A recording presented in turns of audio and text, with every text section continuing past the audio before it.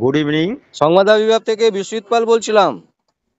হ্যাঁ, 27 তারিখ দিল্লির তালকোটরা স্টেডিয়ামে হবে আচ্ছা। আরএসএস এর ঘনিষ্ঠ মুসলিম রাষ্ট্রীয় মঞ্চ, যেখানে লক্ষাধিক সারা ভারতবর্ষের বিভিন্ন স্টেট থেকে মুসলিম রাষ্ট্রীয় মঞ্চের মহা সম্মেলন হবে। যে সম্মেলনে উপস্থিত থাকবেন মাননীয় মোহন ভগতজি, ইন্দ্রেশজি, রামলালজি, কৃষ্ণগোপালজি এবং মুসলিম রাষ্ট্রীয় মঞ্চের সর্বভারতীয় সভাপতি মোহাম্মদ আফজলজি এবং আরেকজন মুসলিম রাষ্ট্রীয় মঞ্চের national convener doctor Syed Akhtar Sali এবং পশ্চিম বাংলা সহ উড়িষ্যা সিকিমের অবজারভার এবং শালিনীজি এবং কেন্দ্রীয় 15 জন নেতৃত্ববৃন্দ এবং সারা ভারতবর্ষের যত রাজ্যের যারা যারা দায়িত্বে আছেন তারা সকলে উপস্থিত হয়েছে।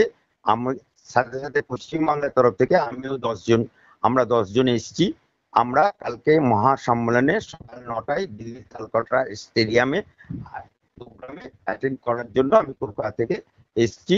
এই মুহূর্তে আপনি সংবাদ আবির্ভাব শুনেছিলাম বন্ধ করে দিয়েছিল, কিন্তু করার পরিপ্রেক্ষিতে সেই কেসে সংবাদ আবির্ভাব ইউটিউবার যারা ছিল কর্তৃপক্ষ এবং রাজ্য সরকার থেকে অবজেকশন দিয়ে আপনাদের বেশ কিছুদিন বন্ধ রেখেছিল, কিন্তু আপনাদের সংবাদ আবির্ভাব বন্ধ যে সংবাদ পরিবেশন করে জনমানুষে তুলে ধরার ফলে সারা বাংলায় প্রভাব বিস্তার লাভ করে। তার জন্য রাজ্য সরকার কোনো একজন অবজেকশন দিয়েছিল, সেই অবজেকশনের পরিপ্রেক্ষিতে আপনাদের ইউটিউব সংবাদ আবির্ভাবকে বন্ধ রেখেছিল। সেটা মহামান্য হাইকোর্টে 14 নম্বর ঘরে অমিতা সিনহার ঘরে মামলা দায়ের হয় এবং সেই মামলা দায়েরের মামলা নোটিশ যায়।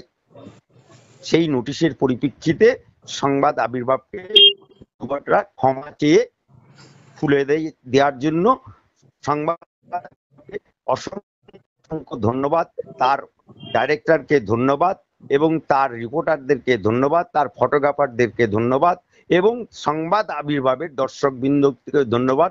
তারা আবার নতুন করে সংবাদ আবির্ভাবের সংবাদ দেখতে পাবে, শুনতে পাবে। তার জন্য এর জন্য সকলকে দুর্গার যে পুজো, সেই পুজোতে আমি দিল্লি থেকেই সকলকে গৈরিক অভিনন্দন জানাচ্ছি। আপনার প্রশ্নটা কি একবার বলুন, তাহলে উত্তরটা আমি দিচ্ছি।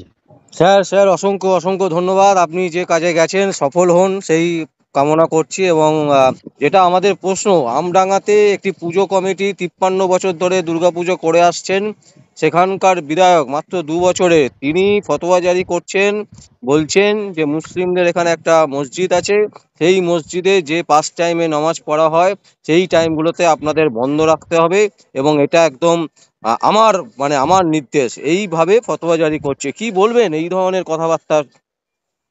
দেখুন, পশ্চিম বাংলায় মমতা ব্যানার্জির সরকার,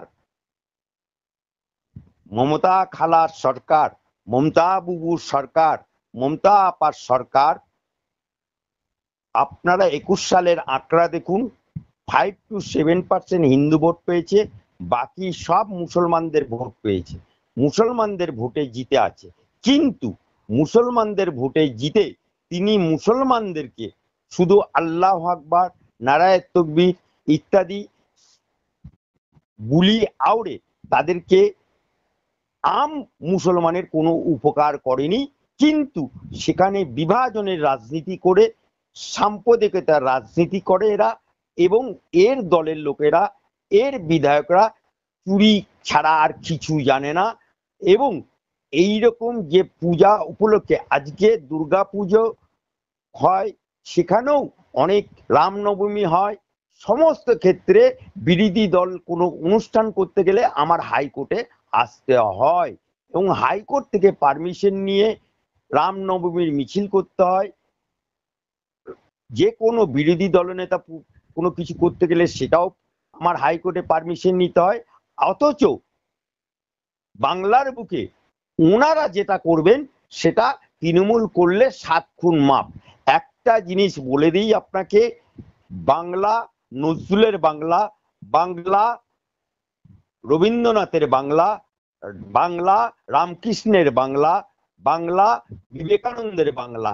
সেই বিবেকানন্দের বাংলা, রামকৃষ্ণের বাংলা, সোনার বাংলা আজকে 2 ঘন্টার বৃষ্টিতে সেই বাংলা কলকাতা ডুবে যায়, হাওড়া ডুবে যায়, হুগলি ডুবে যায়, বর্ধমান ডুবে যায়, নদিয়া ডুবে যায়। অথচ সেই ডুবো জলে কলকাতার মতো শহরে, যেটা মেট্রোপলিটন শহর, যে শহরটাকে মমতা ব্যানার্জি বলেছিল লন্ডন বানাবো, লন্ডন বানাতে গিয়ে লন্ঠন বানিয়ে 10টা 2 ঘন্টার বৃষ্টিতে 10টা মানুষের প্রাণ গেল। সেখানে আমডাঙ্গার মতো একটা উত্তর চব্বিশ পরগনা ফতুয়া জারি করছে এরকম এমএলএ, যার ফতুয়া জারি করার কোনো অধিকার নাই, যার কোন মন্দিরে পুজো হবে, কোন মা দুর্গার পুজো হবে, সেই দুর্গা পুজোর জন্য কারোর আজান বন্ধ করতে হবে, কাউকে নামাজ এর সময় পুজো মাইক বাজানো বন্ধ করতে হবে। এ কোন রাজ্য? এটা সম্প্রীতির বাংলা। মসজিদে যখন আজান একদিকে হবে, মন্দিরে তখন ঘন্টা বাজবে। মসজিদে যখন নামাজ হবে, আর একদিকে মা দুর্গার আরতি হবে। এটাই হচ্ছে সম্প্রীতির বাংলা।